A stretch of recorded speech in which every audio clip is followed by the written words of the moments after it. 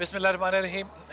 بہت سی باتیں جب کرتے ہیں تو میں اکثر سوچتا ہوں کہ بہت سی باتیں جو ہیں وہ ان بادشاہوں اور شہنشاہوں کے درباریوں نے بھی پوری کی جو کہ ہم اپنے شہنشاہ رسول پاک صلی اللہ علیہ وسلم کی باتیں سنتے ہیں لیکن پوری نہیں کرتے۔ محمود غزنوی بالکل بڑا مشہور بادشاہ گزرا ہے، اس کا ایک وزیر تھا ایاز۔ تھوڑی سی آواز ایاز کو سے بڑھا دیں۔ وزیر بیٹھے تھے، بہت سے وزراء بیٹھے تھے، ان میں ایک ایاز بھی تھا۔ تو ڈاکٹر صاحب اس ایک وزیر کو محمود غزنوی نے بہت سے وزیروں کو ایک ہیرا دیا جو بہت قیمتی تھا اور اس نے کہا کہ اس ہیرے کو توڑ دو۔ تمام وزراء نے محمود غزنوی کو یہ بتایا سمجھایا کہ یہ بہت قیمتی ہیرا ہے، اس کو نہیں توڑنا چاہیے، یہ ہماری سلطنت میں بہت اہم کردار ادا کر سکتا ہے۔ لیکن جو ہی وہ اس وزیر جس کا نام ایاز تھا، اس جو کہ بڑائی تھا پہلے ایک، اس کے پاس گیا، اس نے آؤ دیکھا نہ تاؤ اس کو توڑ دیا۔ تمام وزراء نے کہا کہ جناب دیکھیے یہ کتنا جاہل آدمی ہے جس کو آپ نے وزیر بنا دیا، اس نے اتنی قیمتی شے کو توڑ دیا۔ ایاز سے پوچھا محمود غزنوی میں تو نے کیوں توڑا یہ؟ سب نے تو نہیں توڑا۔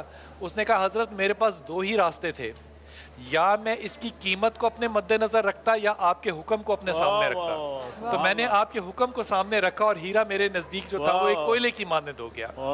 جب رسول پاک صلی اللہ علیہ وسلم کی باتیں پڑھتے ہیں تو ہمیں وہ کال اور وہ نشانیاں نظر آتی ہیں جو کہ آپ نے وقت آخر کے بارے میں بھی دیں، لیکن آج وہ آپ کے سامنے ہدیہ بات کر رہا ہوں جو رسول پاک صلی اللہ علیہ وسلم نے فرمائی اور نشانیاں دیں، اور وہ نشانیاں 3 تھیں اور جس کے بارے میں تھی اس کی آج گفتگو کرتے ہیں ڈاکٹر صاحب۔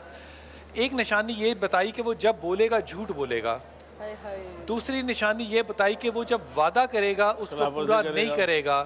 اور تیسری نشانی یہ بنائی کہ جب وہ امانت رکھی جائے گی اس کے پاس تو وہ اس امانت کے اندر خیانت کرے گا۔ میں خانم السلام علیکم خانم انتہائی ادب کے ساتھ آپ سے بات ابتدا کرتا ہوں کہ یہ جو ایک انداز ہے ہمارا کہ ہم جھوٹ بھی بولتے ہیں اور وعدہ بھی نہیں پورا کرتے، ہم امانت میں بھی خیانت کرتے ہیں، یہ منافق کی نشانی اللہ کے رسول نے بتائی ہیں۔ لیکن میں آج اپنے زمانے کو اپنے اس ماحول کو دیکھتا ہوں تو مجھے تو ہر طرف یہی نشانیاں نظر آتی ہیں۔ جی حدیث میں ہے، بلکہ قرآن کریم سے آغاز کرتے ہیں کہ خالق اکبر نے قرآن کریم میں بیان فرمایا ان المنافقین فی الدرک الاسفل من النار۔ جیسے جنت کے درجات ہیں تو جہنم کے لیے درک کا لفظ استعمال ہوتا ہے چونکہ وہ نیچے کی جانب ہے، تو خالق اکبر نے فرمایا ان المنافقین فی الدرک الاسفل من النار، منافق کو جہنم کے سب سے نچلے حصے میں پھینک دیا جائے گا، نظر آتش کیا جائے گا۔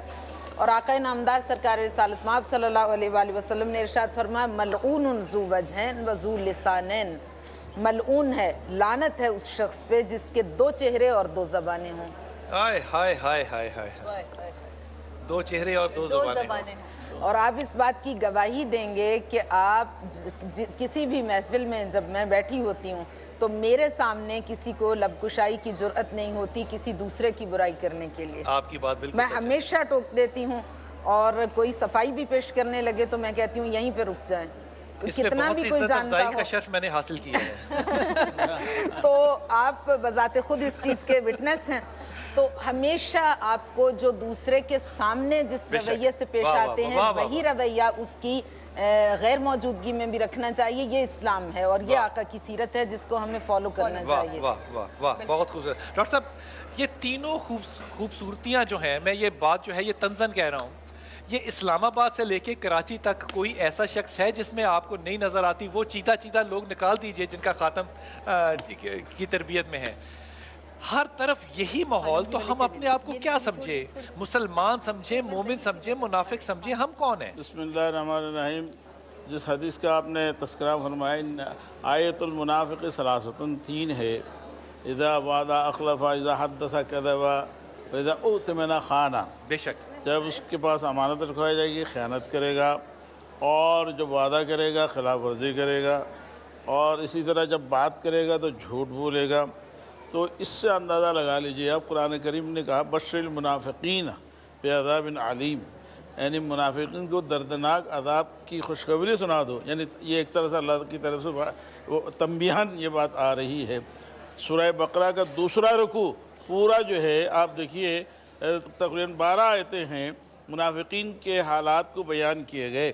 جب مومنین کے پاس آتے ہیں کہ ہم تو تمہارے ساتھ ہیں، جب اپنے سردار کے پاس جاتے ہیں کہ ہم تو مخول کرتے ہیں، ان کے ساتھ مذاق کرتے ہیں۔ اسی طرح جو آپ نے سوال پوچھا ہے، اسلام آباد سے لے کے کراچی تک بلکہ پوری دنیا کے مسلمانوں کے حالات کو سامنے رکھتے ہوئے حقیقت پر مبنی بات تو یہی ہے کہ کوئی نہ کوئی نفاق کی نشانی کسی نہ کسی صورت میں ہر فرد میں موجود ہے، یا تو وہ کسی صورت سے وعدہ خلافی کرے گا۔ ایک مثال دیتا ہوں، مجھے بتائیے کہ یہ ایسا ہو سکتا تھا، معاذ اللہ یہ مثال کے طور پہ کہہ رہا ہوں، یہ ممکن تھا کہ بیت المال میں سے مال کا ایک ذرہ کم ہو جاتا اور حضرت عمر خطاب یہ فرماتے کہ جناب مجھ پہ ثابت کیجئے کہ یہ کم ہوا ہے، جب ثابت ہو جائے گا تو پھر یہ چوری ہوگی۔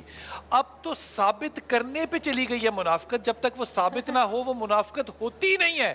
نہ میں جھوٹ ثابت کر سکتا ہوں، نہ میں اپنا ٹیکس چوری ثابت کر سکتا ہوں، نہ میں لوگوں کے کیے ہوئے الیکشن کے وعدے ثابت کر سکتا نہیں ہوں۔ کر دیتے، یہ کیا ثابت کریں گے؟ آپ دیکھیے پوری کی پوری دولت قوم کی باہر کے ملکوں میں جمع ہو گئی اور ایک پیسہ واپس لانے کا نام نہیں ہے، اور اوپر سے ڈٹائی سے کہا جا رہا ہے یہ تو ہماری محنت کی کمائی ہے۔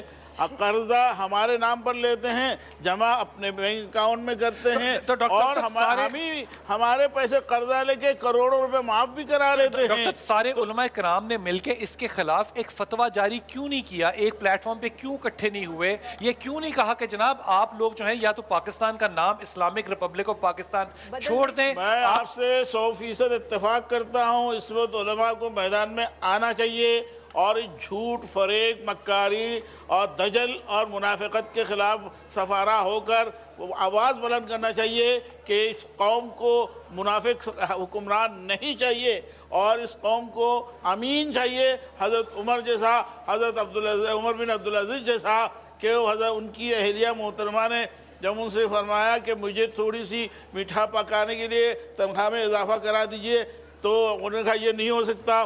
تو مہینوں بعد جب وہ میٹھا پک کر سامنے آیا، پوچھا یہ کہاں سے جمع آیا تمہارے پاس پیسہ؟ فرمایا جو راشن آتا ہے تھوڑا تھوڑا بچایا اور میں نے بنایا ہے۔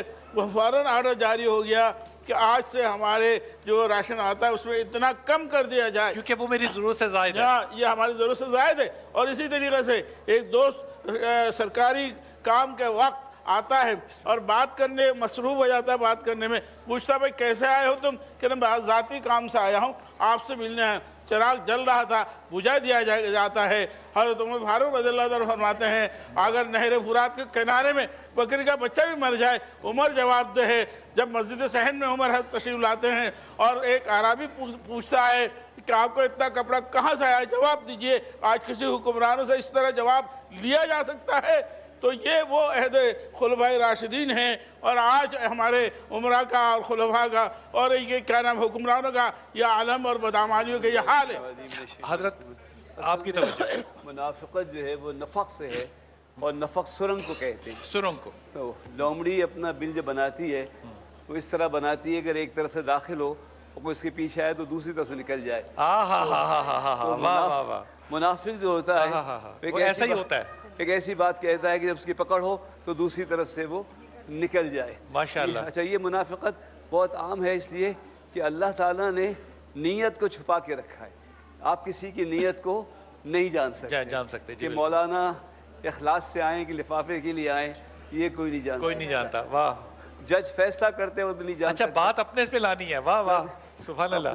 طریقہ ایک اپنوں پہ کہتے ہیں۔ لیکن مجھے ایک شکایت یہ ہے کہ میں کوشش تو کرتا ہوں کہ اپنی گفتگو صحیح وہ ہو، اور آج کی تاریخ ایسی ہے کہ میں یاد کیے بغیر نہیں رہ سکتا۔ کل رات کا ہی پروگرام تھا تو محترمہ نے اور آج خاتم بہت بڑی خطیبہ ہیں امام حسین کا ذکر کیا، میں نے کہا منیت کا تاج ان کے سر پہ سجا ہے، تو ہمارے ساتھی نے کہا منیت کون سمجھے گا؟ اب مجھے بتائیے کہ میں کوشش کروں کہ ہماری زبان بہتر ہو، میں کوشش کروں کہ معرفت ہو، یا میں یہ کوشش رہنے دیجیے ابھی کوشش کروں کہ نادانی بڑھتی جائے؟ اگر آپ منیت کو نہیں سمجھیں گے تو بدعت رسول کو، حضور کے جگر کے ٹکڑے کو کیا سمجھیں گے؟ آج بی بی فاطمہ رضی اللہ تعالیٰ عنہا کی ہمارے لحاظ سے تاریخ ہے، اور وہ اتنی بڑی ہستی ہیں، اللہ اکبر اللہ اکبر، کہ میں صرف اتنا عرض کرنا چاہتا ہوں کہ خواتین میں عزتیں ہیں، لیکن جو عزت بی بی فاطمہ کو حاصل ہے، کسی کے شوہر وہ تھے، کسی کے والد تھے، کسی حضور صلی اللہ علیہ وسلم کی بیٹی ہیں، شوہر مولا علی ہیں، شہزاد حسین کے، ان کو سب ہے۔ لیکن آج کی بات وصال کے وقت کی بات عرض کرتا ہوں کہ جب خاتون جنت بی بی فاطمہ کے وصال کا وقت آیا اور اللہ تعالیٰ نے حضرت عزرائیل علیہ السلام کو بھیجا تو فرمایا یا اللہ مجھے فاطمہ سے حیا آتی. ہائے ہائے ہائے ہائے ہائے سبحان اللہ. میں فاطمہ کی روح لینے کے لیے میں نہیں جا سکتا, تو اللہ تعالیٰ نے اپنا نورانی قرب عطا فرمایا اور پھر وہ روح پرواز, اس نے پرواز اختیار کی. اور اگر کوئی یہ اعتراض کرے, منافق ایک اور قسم بتاتا ہوں, منافق کی ایک پہچان یہ بھی ہے نہیں, ان العزت للہ ولرسولہ وللمؤمنین ولکن المنافقین لا یعلمون. سورہ منافقون میں یہ بھی پہچان ہے کہ منافق کی پہچان یہ ہے کہ جب اسے اللہ اور رسول کے بلائے جائے, شاید اللہ کی طرف تو آ جائے, لیکن جب رسول کی طرف بلایا جائے اللہم صلی اللہ اللہم صلی اللہ ماشاءاللہ واہ واہ واہ سبحان اللہ, کیا آپ نے سمیٹ دیا. برد و جھولی میری یا محمد محمد سے واہ واہ واہ سبحان اللہ. یہ منافق کی پہچان. عبداللہ ابن ابی نے یہی کہا تھا جب ان سے کسی نے کہا, لوگوں نے کہا کہ تم نے غلط بات کہی ہے واپسی میں, ان کو بے عزت کر کے نکال, وہ تو کسی نے کہا مت ایسا نہ کرو, بلکہ تم چلو ان سے معافی مانگ لو, وہ تمہیں معاف کر دیں گے. تو اس نے کہا کہ میں اسلام قبول کر چکا, میں ان پہ ایمان لے آیا, نماز زکوٰۃ کے لیے زکوٰۃ دے دی, اب تم چاہتے ہو کہ میں جا کے محمد کو سجدہ بھی کروں؟ میں آپ کی بات کو یہاں روک رہا ہوں کہ غازی صاحب بڑی معافی کے ساتھ